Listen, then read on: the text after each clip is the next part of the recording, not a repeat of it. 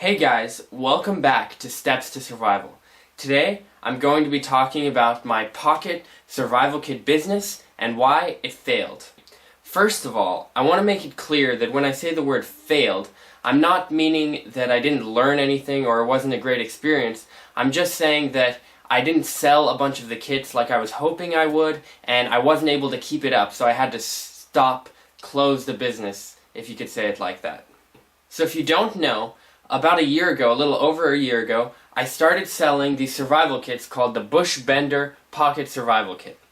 I used my YouTube channel, Steps to Survival, and I made a video about it, and then I posted it on eBay, the survival kit, so that people could buy it. After a few months, I sold about 25 kits, which was pretty good, considering it was my first attempt at a business, but there were a few reasons why it didn't really work out, and later I had to stop selling the kits. So if you're interested in making some sort of business or something like that, this video may be useful for you to learn from some of the lessons that I learned as I started my survival business.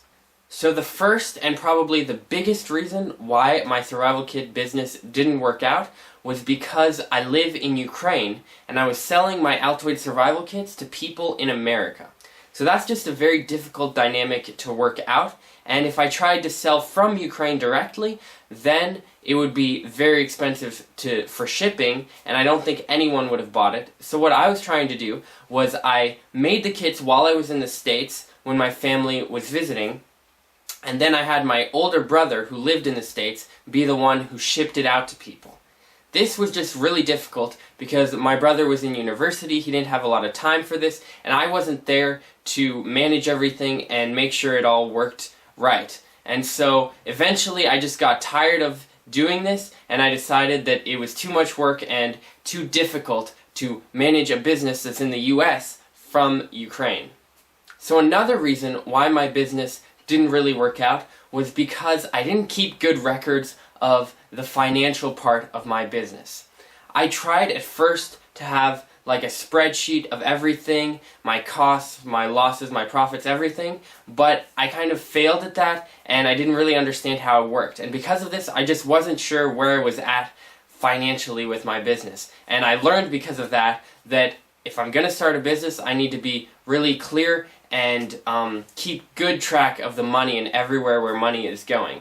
Because with my survival business, I had to buy a lot of things from Amazon to assemble the survival kits, I needed to keep track of everything I was buying and how much I was spending so that I would know if I was making a profit or not, and all those types of things.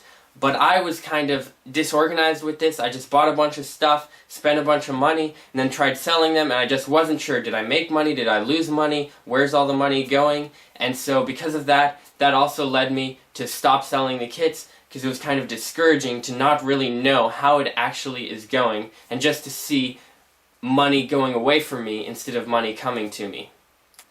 So if you're interested in starting a business, make sure you keep really good track of the financial stuff and research into that, how you can do that. I'm still learning in that process, and I want to become better in that. So the third reason why my business didn't work out was because my profit margins were very, very low, so I wasn't really making any money, and I had to sell like over 50 kits before I would actually make any money, which was not a good thing, especially with such a small business where I'm not selling very many. The profit margins needed to be higher. I was making the kits for $15 or more, and as you see, I said or more because I didn't keep good track of how much each kit actually cost me to make, which was a big mistake. Anyway, I was selling them for $25, I believe, or even $20, and so it wasn't enough that I was making, and the initial investment in starting my business was just a lot of money, and so I just wasn't sure if I'd actually made any money, and the margins were so low that I couldn't really tell. The fourth reason why my Altoid Survival Kit business didn't really work out was because it took too much time to assemble each kit.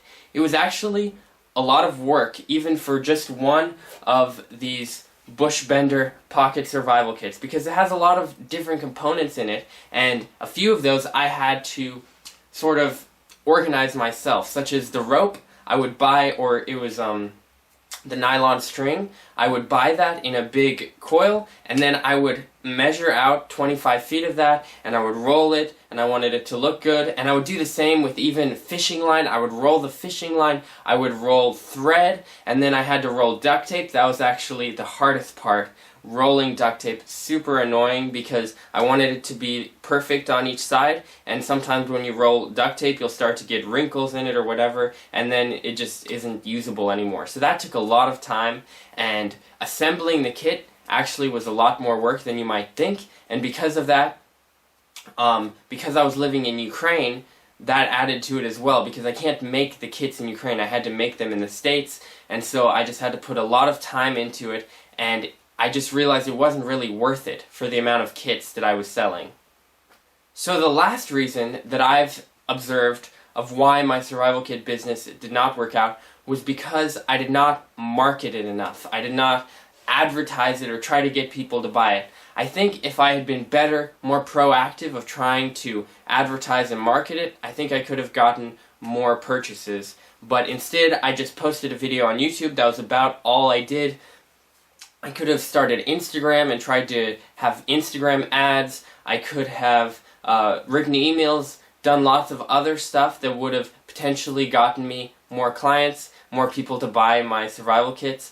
But I did not do those things. I was just kind of like, YouTube video, that's all I'm going to do, and I'm going to see if people will buy it. And it ended up that most of the people who bought my kits were my own relatives, people I knew, people I showed my kit to, and so I actually only got a few people from YouTube who bought my kit, which is fine, and I learned a lot from this Bushbender Pocket Survival Kit business, and I'm thankful if you're one of the people who bought my kit. Thank you very much. I really appreciate it. I hope that it's serving you well, and thank you for everyone who's supported me along the way and watched my YouTube videos about the Altoid Survival Kit. I hope they were entertaining, and thank you for letting me learn and try this new thing of a business. So, yeah.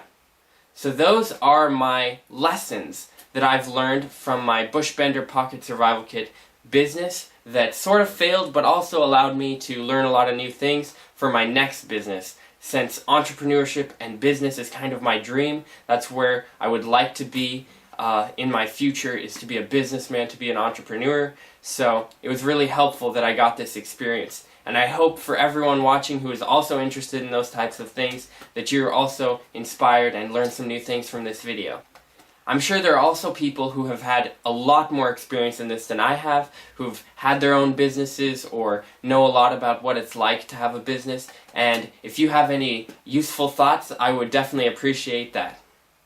Anyway, thanks for watching, guys. Hope you enjoyed the video, hope you found it entertaining, and I will see you next time on Steps to Survival.